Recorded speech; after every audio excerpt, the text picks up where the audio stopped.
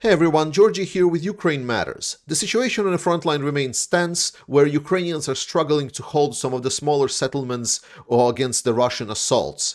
While there is a lot of unease in the pro-Ukraine community against, well, unprecedented Russian gains in the one year and a half that we've seen so far, I am less pessimistic because there are a couple of reasons for that we're going to talk about. And additionally, we're going to discuss what's up with F-16s and what's up with the politicians that have been exchanged with Russia.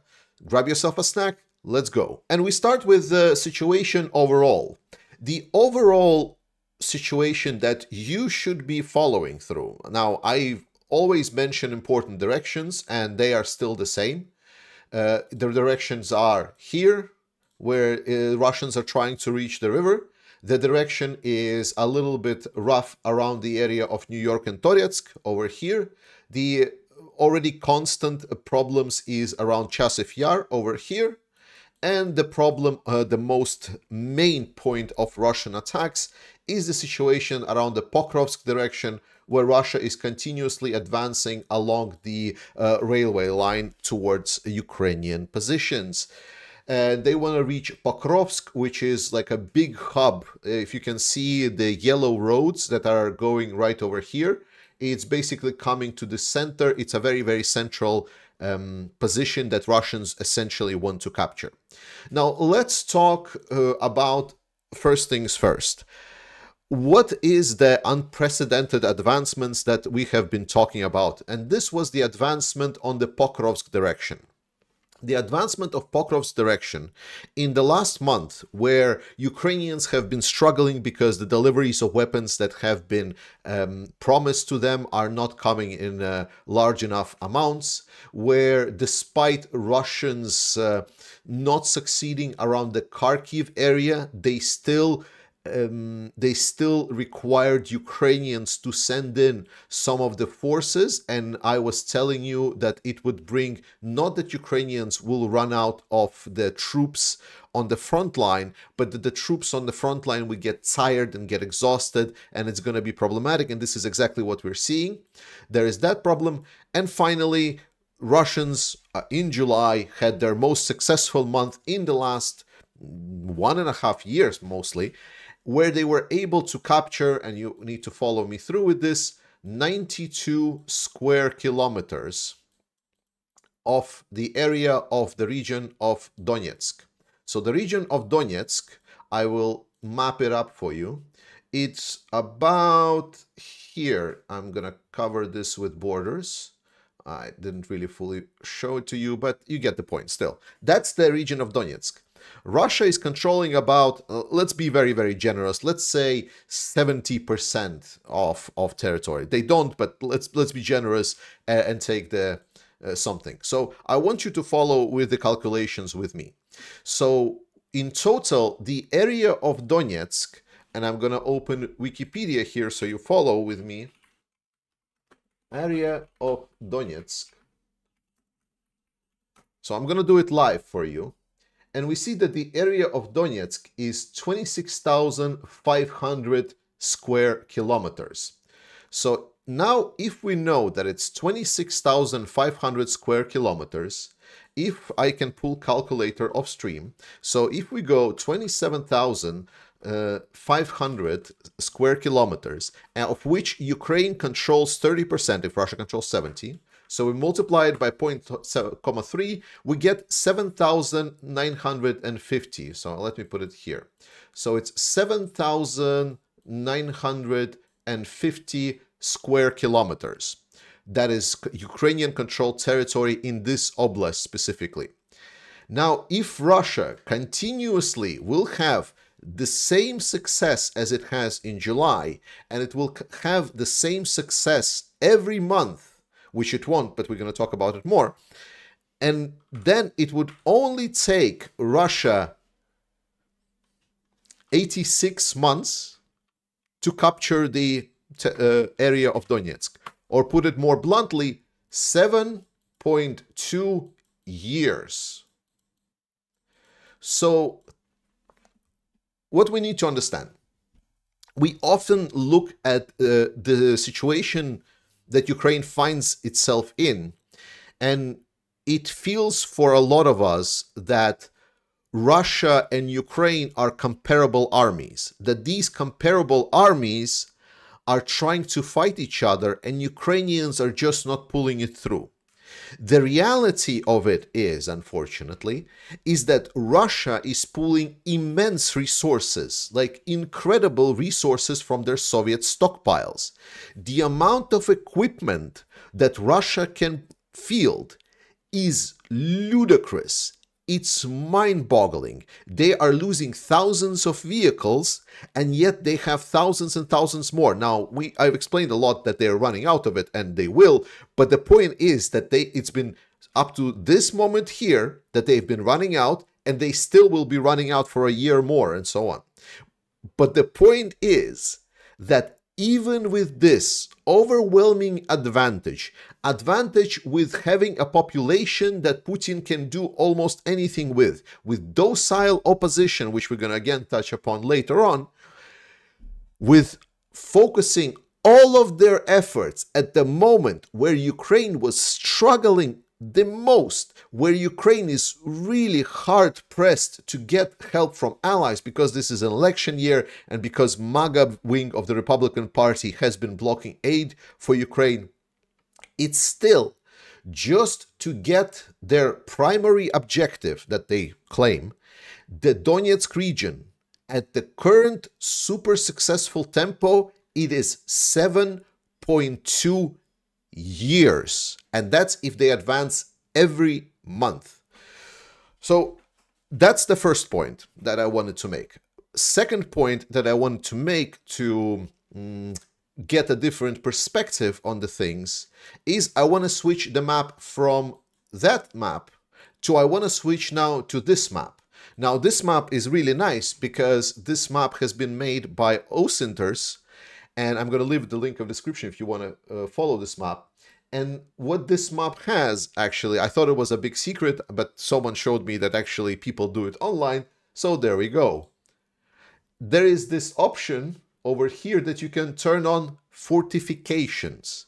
Now, if you remember when Russia was incurring around Vovchansk and everyone was panicking about it, and I was telling you, guys, the Ukrainian defense line is a little bit down from Vovchansk, like Russians not even reaching it so far.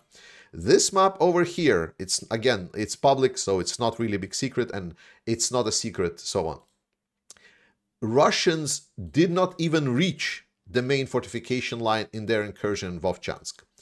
With regards to Avdiivka direction, the point that I wanted to make is that what I've been looking at actually this whole time, and unfortunately I'm sorry that I didn't share it with you guys, is that despite Russians advancing and moving forward, they are still just only now, after the summer campaign, after losing absolutely stupendous amount of manpower, stupendous amount of equipment and so on, they are now reaching, if you can see the dark blues over here, the main defense line of Ukrainians. Now, it's obviously not nice that they are reaching the main defense line, but the fact is, they are not even close. Whatever penetration you think this was and how dangerous the situation was, they are yet to go through the main defense line of Ukrainians. So we will see how it will develop. But that's another point towards slowing it down. Point number 3. The biggest problem that Ukraine had to stop Russian advances is twofold. There are two big problems. One is the Russian airplanes with the glided bombs, the huge gliding bombs that Russia is dropping. And second one is the manpower advantage. With regards to manpower advantage, the simple answer is that Ukraine, at the start of the war, there were scandals where Ukrainians would get people into the territorial defense forces and then they would end up on the front line with little to no training. That created a lot of issues in the Ukrainian society. Since then, specific protocols have been enabled that do not allow for this. So now, if there are mobilized people from the ground up, these people are mandatory prescribed to get a proper training before they can be sent to the front line. These people that have signed up for Ukrainian armed forces are now in the training camp. And the expectation is that they will be starting to arrive to the front line at the end of August in September. So as August, September will go, we will start seeing Ukrainians more or less stabilizing their manpower problem because there is a lot of newly mobilized people after the mobilization law has been fixed. That is point number one. Point number two. The Russian aviation. Russian aviation is flying a lot. And you know, there is quite a lot of planes that Russia has, like hundreds, someone says. Whenever we hear that Russia has 100 planes, we think that, oh, that means that Ukraine needs to destroy 100 Russian planes to stop the attacks by the aviation bombs. And to answer the question why aviation bombs are such a problem, I'll explain this to you. So imagine there is a position, like let me put some kind of cleaner canvas so I can draw. So imagine there is a fortification, so there is like a dugout, and then there is a bunker that is built, like don't worry about graphics. So this is a bunker fortification, and then there is like some Ukrainians in it with a weapon. And then beforehand, before Russia could use this aviation, they were using artillery. And artillery Russia has is notoriously imprecise. So in order for Russia to get rid of this bunker, they need to spend sometimes hours, but in other cases, even days to get rid of this fortification. And that allows both for people to maybe rotate out of the fortification or reinforce knowing that there might be an attack or build a secondary fortification. You know, it's extended over time. The problem with the big aviation bombs is that they create a big boom. So aviation bombs, if even one or even two maybe aviation bombs hit a bunker, that bunker is gone and there is now a big crater instead. So that changed the whole security formation for Ukraine. Now there is a hole in Ukrainian defenses. So that's why it's an issue. While there is a countermeasures against this, and Ukrainians are doing it by spreading out certain of their forces from their trenches, this creates issue that it becomes susceptible to a massed Russian infantry attack, which is an unfortunate effective combo against what Ukrainians are doing. That's why Russians are having an advantage right now. So when F-16s are now going to be flying in, and there's going to be more F-16s coming in, right now some of the talks are that there is 6, maybe there is 10. These F-16s could try to do some risky missions against the Russian aviation bomb launchers. And if Ukrainians are able to strike maybe 1, 2, 3, 4, 5, then Russians will back down. The initial reaction when certain Russian tactic is not working, they are backing down, they are reflecting on it, and that's reinforcing it. So Ukrainians could maybe try to target some of these planes that are dropping these bombs. Russians will fall down for maybe a month and try to maybe reinforce, try to hunt for Ukrainian F-16s, or try to find some kind of a workaround so they can use the planes again. But it will buy time for Ukraine to come out with a different solution, to reinforce the position, and so on. So all in all of these extensive factors, despite all of the panic and unease that I'm hearing about, Russians are unprecedentedly advancing and they're about to capture settlement X or whatever, it is not as bad. There are things that have been done, there are things that are being worked on, and there are things that are in pipeline and coming. And Ukrainians are striking back. One of the most notorious strikes that happened just recently was a big successful Ukrainian strike against one of the main Russian airfield, Morozovsk airfield. This is one of those airfields where these planes that I'm talking about are specifically flying from. And it was a successful strike. Russians have reported that a Su-34 has been destroyed. Well, not Russians, but the reports are that the Su-34 has been destroyed, that the flight control point has been taken out, and a warehouse housing a lot of these aviation bombs or missiles have been totally wiped out. There is a video about it, like I'll try to maybe enlarge so you can see it a little bit better, but this is what we have from the airfield.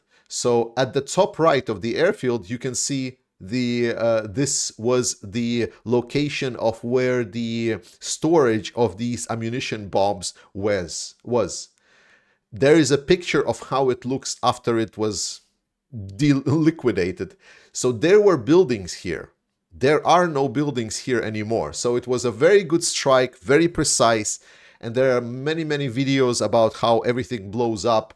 It was a good, successful strike, and it will again help Ukrainians get a little bit of a breather from some of the onslaught with these aviation bombs.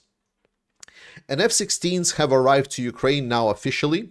Zelensky has been holding a press conference where he showed off the F-16s that have arrived. He thanked Denmark, Netherlands, and United States for deliveries. United States, someone was asking, but United States have not delivered any F-16s. Yes, but United States is delivering the weapons to it. So it's a very important component of a plane to be able to fire from it. And this picture over here is Zelensky was with the planes, and some people were looking at this as like, these planes look like shit. Well, these planes are not real. These planes are not real F-16s. These are not fakes. They are like training dummies for like technical staff, for people to understand how generally F-16 looks, operates, what are the notches, and so on. So they were like some of the previous decommissioned generations. So these are like a training for the training purposes. They've just been used because, well, for the nice shot. But the actual F-16s have also been shown, and there was a note on what kind of ammunition they were carrying. So far, what we see from the ammunition is that there are a lot of the anti-air weapons that have been delivered, and we have talked in the last video about the specific delivery that we are interested in, which is AIM 120D AMRAAM, which is a nice thing. So let's talk a little bit about this AIM 120 AMRAAM. There are multiple generations, and then generations have versions. So there is a generation A, then B, C, D, and so on. Different iterations of the missile. And then there is like a versions, and the higher the number, essentially, the more newer the modification, so to say. So generations A and B are the most earliest or the oldest missiles in the book, if we're looking at this AIM 102B. This generation AB has, like, some people has dismissed it, that it's completely useless. And I think it is not useless. I think it is amazing that the F-16s will be able to fly out and potentially shoot down cruise missiles, drones, scouting drones or strike drones that Russia has.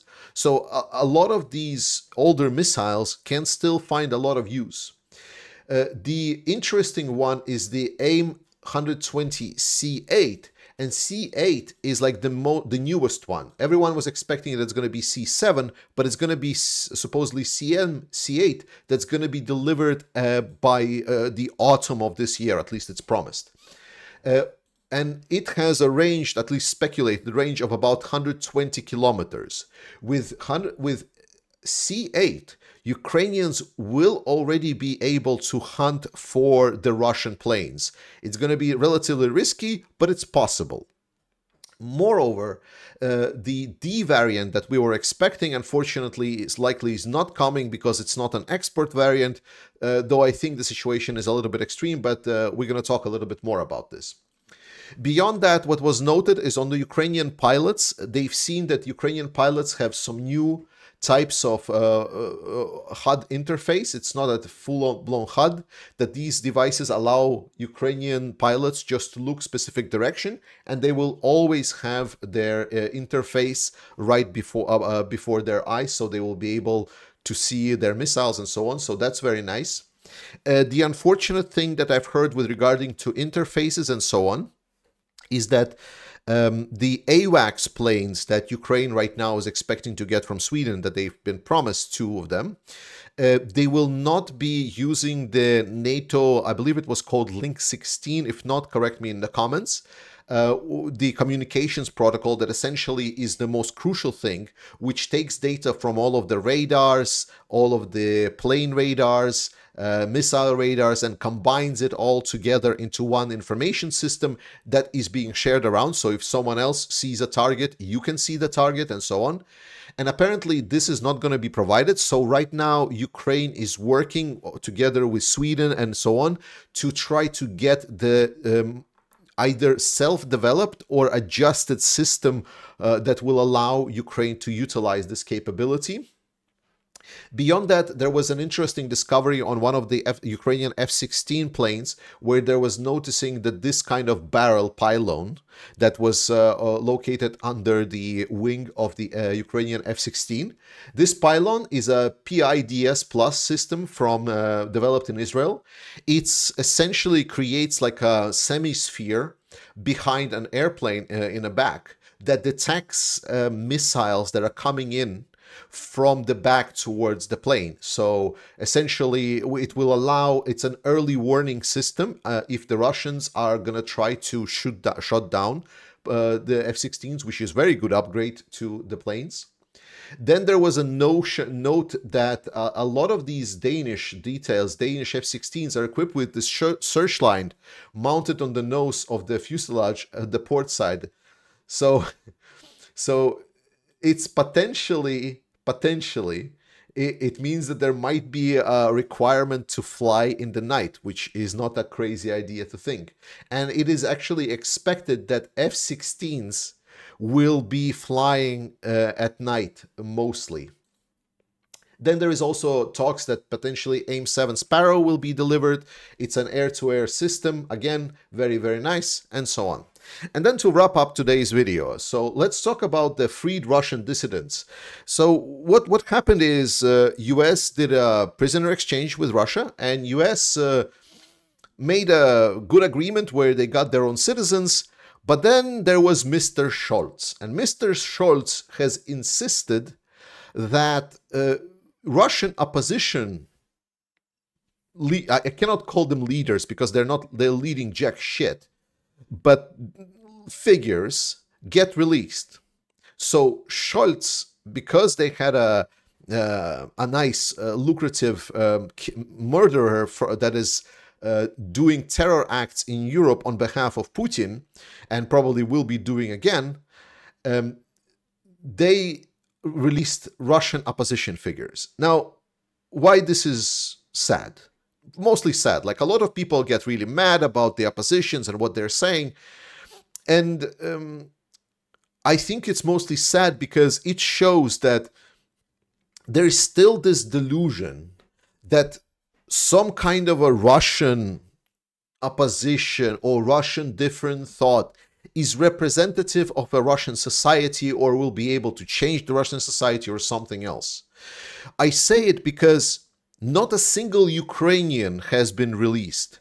German government in a face of Scholz did not ask to release the heroes of Ukraine. He did not ask to release the kidnapped children. They asked to release the Russian opposition figures. And that is just sad. I know it is Scholz because his coalition partners did not really take it super nicely that they released for different reasons, because they say it's going to encourage Russia, which it will, obviously it will, but also it's Putin would do it anyway. It's a long discussion. But the point still stands. Every single Ukrainian that is a victim to the Russian aggression, the Russian population that is right now not because they have to. Like, the mobilization is over in Russia, right? Right now, majority of people that they're getting in, like a lot of them are getting under pressure for sure, but they're signing the contracts to go into Ukraine willingly. And there is a huge, enormous amounts of Russians that are going in for the money. They're going into Ukraine to kill Ukrainians, to destroy Ukrainian houses, to slaughter the civilians. They are going in to earn the money. It's not some kind of noble cause. It's not something else. And as much of these opposition figures came in, and the first thing that they said coming straight out of the jail, one guy was stating, this guy saying that, oh, we should try to ease up sanctions from the Russian people. We should sanction the government only. This guy then was saying that, hey, you know, no one should be supporting the armed forces of Ukraine because I don't believe in violence. I don't believe that violence is the resolution. So I think Ukraine should not be having additional support. And specifically, like, I will definitely not be supporting Ukraine. So they're not falling for the Ukrainian cause. And then there is this guy who is literally came out, and his own interview, he said, oh, well, there is so much death right now there that, you know, Ukraine should stop the fighting. They should just stop firing. And there is killing on both sides. And Ukraine should consider the realities on the ground. Literally every single word is a Russian propaganda fucking narrative that they have been uttering for the last half a year.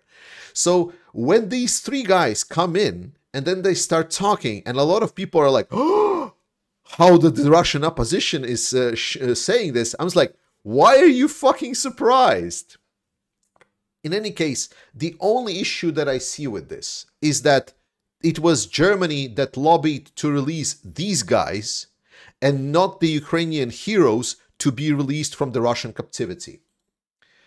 And I think I'm going to end up with what Gabrielius Landsbergis said right over here. I'm going to just read it to you. He's a Minister of the Foreign Affairs of Lithuania.